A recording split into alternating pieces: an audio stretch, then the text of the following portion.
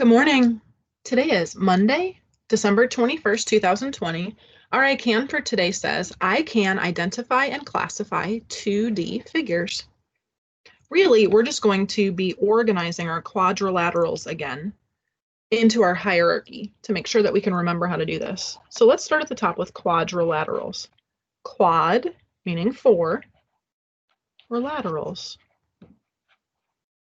Quadrilaterals are all four-sided shapes. Every single one of them has four sides. And if you remember, they're broken into three branches. We have one branch way over here that has 0 parallel lines, but it would still be a quadrilateral. We have a branch right here that's going to give us one set of parallel lines. And then we have our most common quadrilaterals, which will have two sets of parallel lines. All right, so starting with 0 parallel lines. This should be a really good review. You should be pretty comfortable with these words. What's that first shape that we've talked about that has no parallel lines? It's a kite. So when I make a kite, I start with a triangle on the top. And then I make a much longer piece on the bottom. This has no parallel lines because if I did my parallel line test and I put my pencil right on top of these lines, they would always touch each other. You should always do a parallel line test with your pencils. Don't ever guess, just test it out. So a kite has no parallel lines. We have another shape, a rarely heard of shape, that is also a quadrilateral with no parallel lines. We make a larger triangle, put a dot in the center, and then connect both of the bottom corners. And this shape is called a chevron. A chevron does have 4 sides, 1, 2, 3, 4, but it has no parallel lines. How do we know? We do the parallel line test. So I use my pencils. I put them right on top of all of my line segments, and every one of them cross. So I know a chevron has no parallel lines, but is still a quadrilateral. All right. Next, we have some shapes that have one set of parallel lines. And the first shape I'm going to draw is a right trapezoid. A right trapezoid has right angles. We can see a right angle right here, and I can see a right angle here. There's no such thing as a left angle. This shape is called a right trapezoid.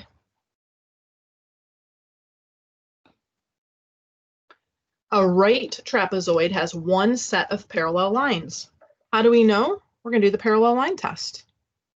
Will these two lines ever cross? No. But those would, and that would. So this has one set of parallel lines. Now there's another trapezoid.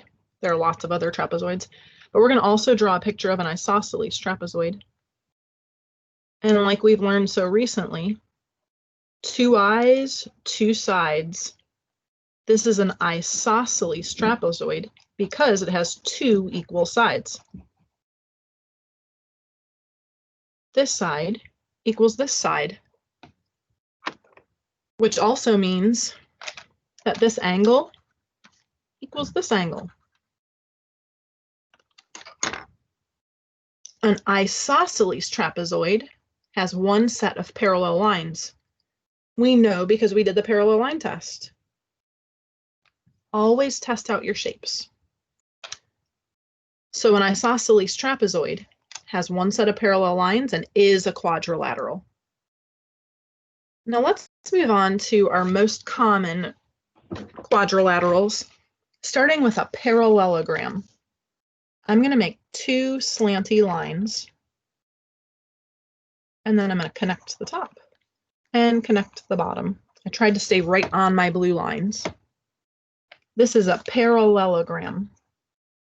Parallelogram.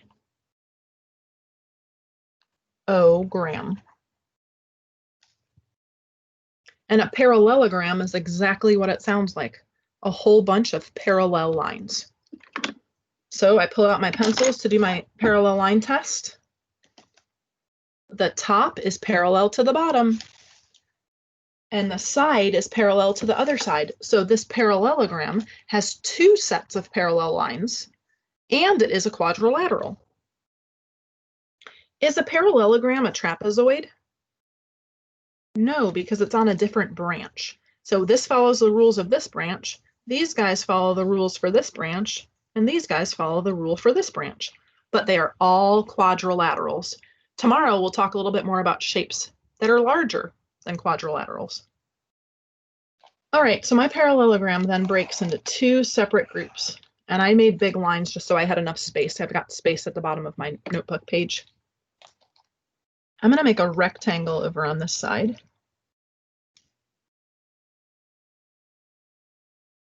And I'm going to make a rhombus on this side.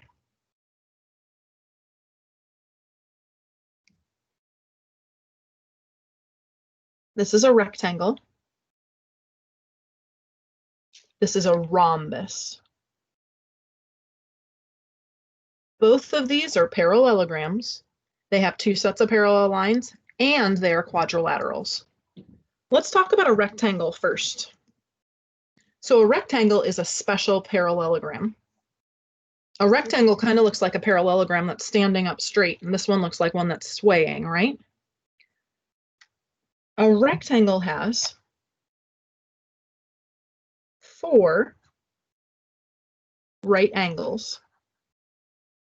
I'm going to say 4 equal angles, actually.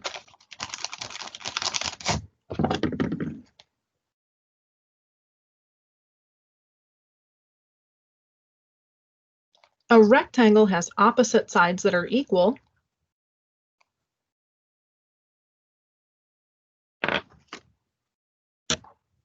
So I'm going to go ahead and show that. We know that we have 4 right angles.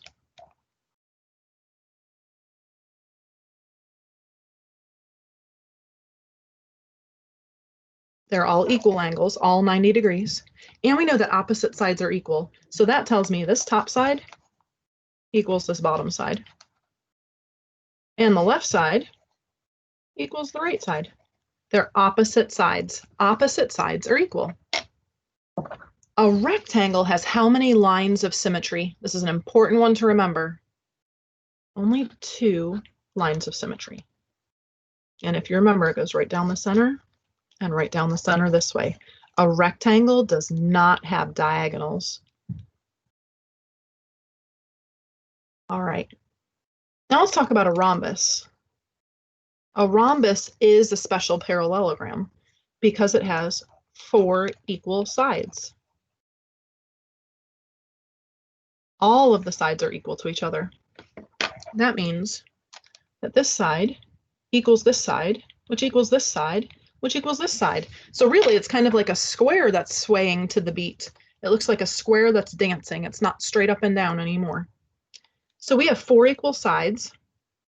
And with this shape, we can say opposite angles are equal. Look at this angle. This is a cute little angle over here. It's acute. That's a big angle up there. This one is obtuse. But this one up here is a cute little angle. Look how cute that angle is. And then down in the bottom corner, again, we have obtuse. It's a big old angle. So if you look, opposite angles, the ones that are across from each other, are the ones that are equal. So we would write opposite angles are equal.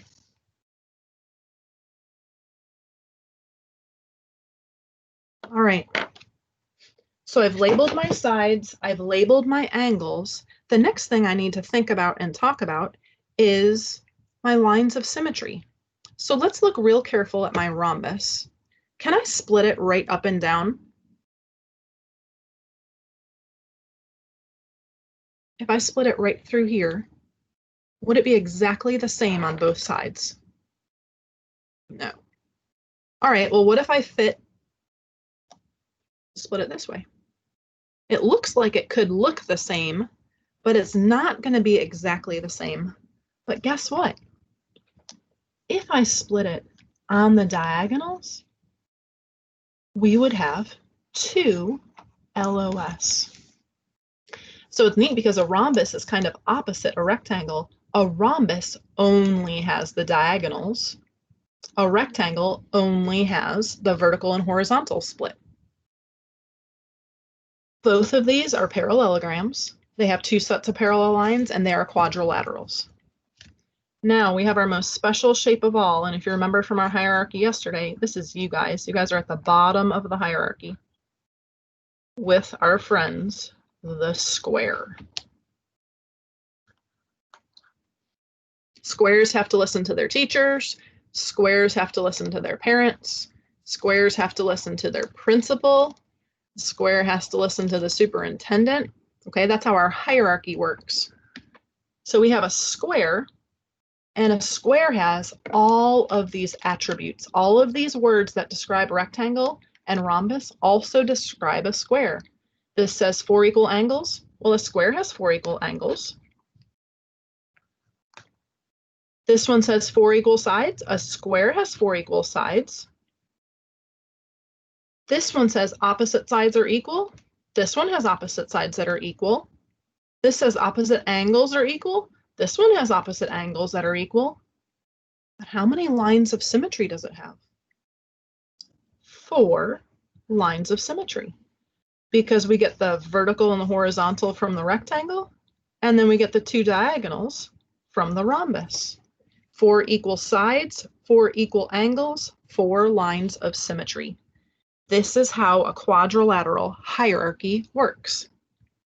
So I'm going to zoom out a little bit. I want you to look at my chart, and I'm going to ask you a question. And I want you to think about this in terms of you guys being squares. Think about who you have to listen to. So again, think about you guys are the kids. Kids have to listen to their teachers. Kids have to listen to their families. Here I am as a teacher. I have to listen to Miss Villarubia because she's above me on the hierarchy. I also have to listen to the superintendent, and I have to listen to the school board because they're all above me on the hierarchy. But if my students come to class and they say, Miss Kirsten, we've decided no more homework, do I have to listen to students? No, because they're below me on the hierarchy. I have to listen to the people above me. I don't have to listen to the people below me. Now, a good teacher or a good principal will listen to her teachers, and good teachers listen to their students, except when their students decide that they're not going to do any more homework. So here's my question. Is a square a rectangle? Do students have to listen to their teachers? Yes. So a square is a rectangle. Is a square a rhombus? Think, do students have to listen to their parents? Yes. Is a square a parallelogram? Do students have to listen to the principal? Yes. Is a rectangle a square? Do teachers have to listen to their students? No. A rectangle's not a square. Is a rhombus a square? Do parents have to do what the kids say? No. So a rhombus is not a square, but a square is a rhombus. A square is a rectangle. This is how you use the hierarchy to figure out all that you need to know about quadrilaterals. So let's do some practice. Take your time and have a good day. We'll see you tomorrow.